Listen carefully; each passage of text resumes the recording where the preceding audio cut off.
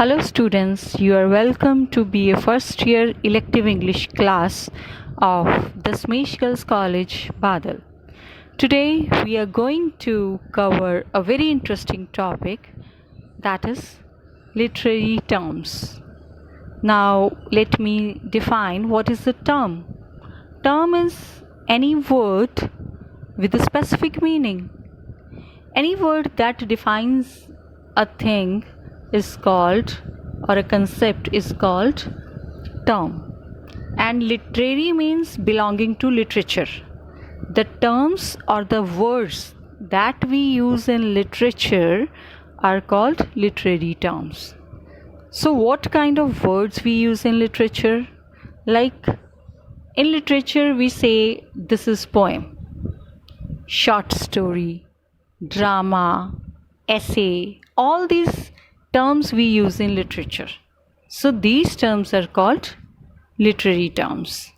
The term that we are going to cover today is a type of poem, and the name of the term is sonnet. So now, what is sonnet? Sonnet originated from another word, sonato, which meant little song. But now we use term sonnet for a short poem. A short poem of 14 lines with the specific pattern is called sonnet. When and how it originated? This type of poem originated in Italy in 13th century. Italian poet G.D. Lantini was the first poet to invent this type of poem, but this type was made popular by Petrarch. Petrarch wrote many sonnets and brought them in vogue, in trend, in fashion.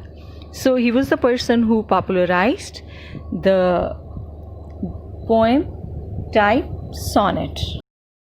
As we know that Petrarch popularized sonnet, this type of poem started to be called as Petrarchan sonnet. So this Petrarchan sonnet, what are the features of Petrarchan sonnet? Petrarchan sonnet is divided into two stanzas, two paragraphs, two stanzas are there. As we know, it is a poem of 14 lines, and 14 lines are divided into two paragraphs, two stanzas.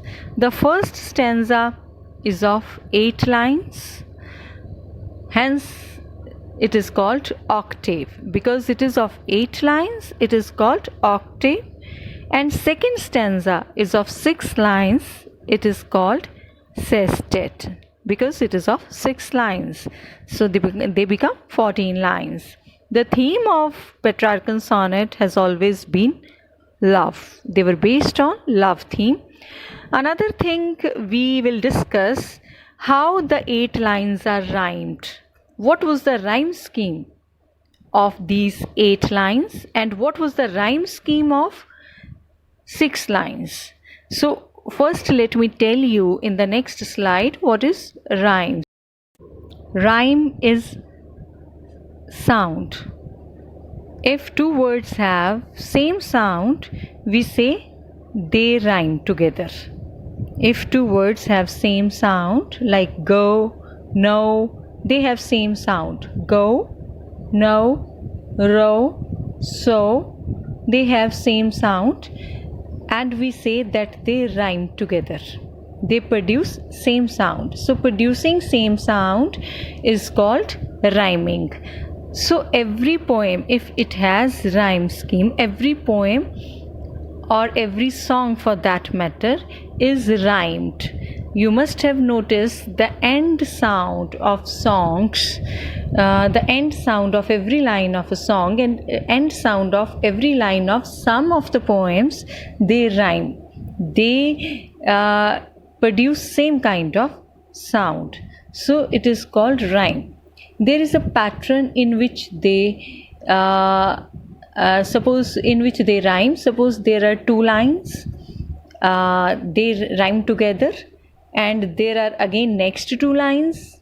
They produced a different sound, but they rhyme together, right? So this is called rhyme scheme. They every we make a pattern of rhyming, that how many words should rhyme together, how many lines should rhyme together. This is called rhyme scheme. So I have got a little piece for you, very simple piece, so that you can understand how the end sound of a line rhyme, right? So I would read it. Suppose this is a little poem, so that you can understand it easily. The child goes to school. So in the end of the first line, ool is sound, ool.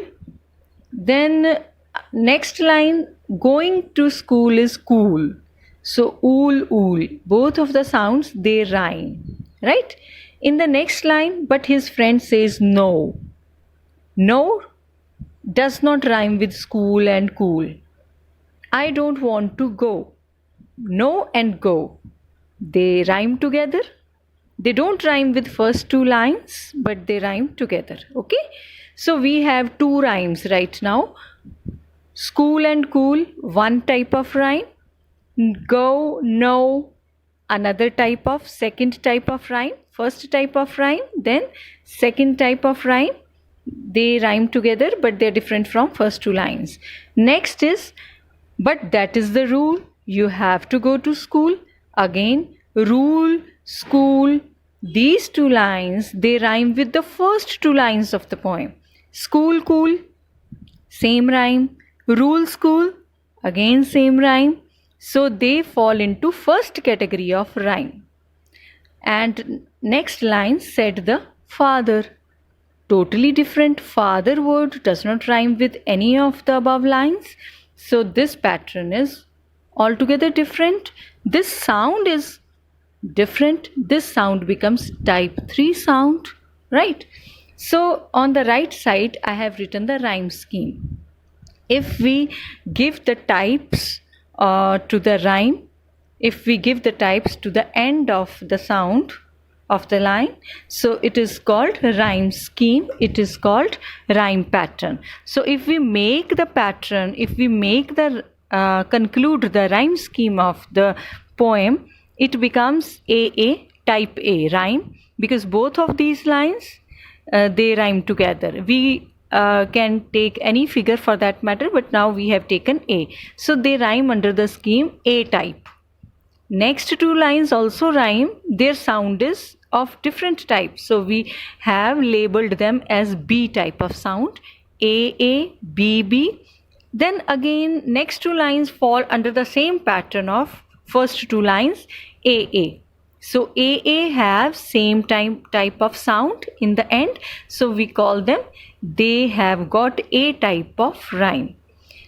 And next father, it does not go with any of the above lines. Its sound is totally different. So we have to give them a different letter. So it becomes a C. C is for different sound. So we have three sounds, three types of sounds here, A type, B type and C type. But their pattern is AA, BB, AA, C. Okay, so this pattern is called rhyme scheme. If we are told to get the rhyme scheme of this poem, we will make it this way. So this is called rhyme scheme. Every poem, if it has got rhyme, it has got rhyme scheme, right? So how many sounds we may include? Every time if the sound does not tally with above sound, we will give them a different letter. So this is rhyme schemes. So now coming back again, 8 lines they have got rhyme scheme ABBA, ABBA. And the sestet lines they have rhyme scheme CDC, CDC. And sometimes it varies also. It is not that strict. Sometimes some of the poets write CDE, CDE, right? But all the octave and sestet lines must follow the same kind of rhyme scheme if they have to write Petrarchan sonnet. If suppose you today decide that you will write a sonnet, and the type of the sonnet will be Petrarchan sonnet, then you will divide the 14 lines into 8 and 6 lines, and the first 8 lines, they should have rhyme scheme ABBA ABBA, and in sestet lines there should be CDC CDC or CDE CDE. So this should be the rhyme scheme. You should follow this rhyme scheme. Then the sonnet will be called Petrarchan sonnet. So all this was happening in Italian literature, but we are studying English literature and English language, so we have to consider when the sonnet entered into England, into English literature, English poems. So it started in 13th century in Italy, and now in English literature it was introduced by the poet Thomas Wyatt in 16th century. Almost 300 years after it was invented in Italy, it came into England, and it was introduced in England by the poet Thomas Wyatt. And Thomas Wyatt wrote a number of poems, and all these poems, they adhered to, or they followed the pattern of Petrarchan sonnet.